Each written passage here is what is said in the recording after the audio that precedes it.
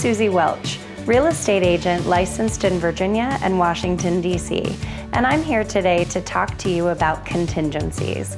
What are they, and what are some common contingencies you might find in a Virginia real estate sales contract? So first of all, what is a contingency? A contingency is a part of the written sales contract, and it defines something that must happen in between an offer being accepted and the home going to closing. So while there are a variety of contingencies that may or may not be included in a Virginia real estate sales contract, there are three primary and most common contingencies.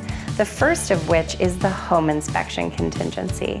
And if this is a part of the contract, what that means is that the buyer and the seller have agreed to allow the buyer to have a home inspection at some point in between the offer being accepted and the home going to closing. There may also be an opportunity for the buyer and seller to negotiate based on the results of the home inspection, and this may include things like repairs or possibly monetary compensation for the buyer. Additionally, this also gives the buyer an opportunity, should they find something in the home inspection that causes them to not want to purchase the home, to have a valid reason to cancel the sales contract. The second most common contingency that you may find in the sales contract is what's called a financing contingency. And what that means is that while the buyer has received a pre-approval from their lender, they haven't yet gone through the entire loan approval process. And the reason for a financing contingency is to protect the buyer in the event that something should go wrong with their financing in between their offer being accepted and going to closing. Some examples of this could be the buyer loses their employment, some sort of injury takes place that causes them to have to go on medical leave that impacts their pay. They possibly could incur additional debt, things like medical bills, purchasing other properties, things like vehicles.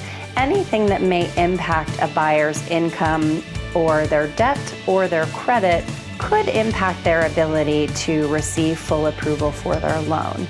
And if a contract has a financing contingency in it, the buyer is protected if at some point throughout the process their lender denies their loan and they're no longer able to buy the home. Having this contingency protects the buyer and makes sure that their earnest money also is not at risk. The third most common contingency that we may or may not see in a sales contract is the appraisal contingency.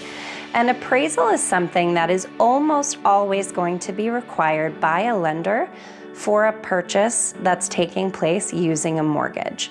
When a buyer is using a mortgage to purchase the home, the lender will send in a licensed appraiser to assess their opinion of the value of the home. They'll look at the home itself as well as recently sold properties within the same area to determine what they feel is the value of that home. And having an appraisal contingency in place means that if the appraised value is different from the sales price agreed upon in the contract, it gives the buyer and the seller an opportunity to negotiate and to try to come to an agreement based on those two numbers. Additionally, having that appraisal contingency in place gives the buyer the opportunity and a valid reason to cancel the sales contract should they no longer wish to proceed based on the results of the appraisal. Thinking about contingencies, the things to keep in mind are, first of all, what is a contingency, as in something that must happen in between contract and closing? And what are the three most common contingencies that we see in Virginia real estate contracts? And those three are home inspection, financing, and appraisal.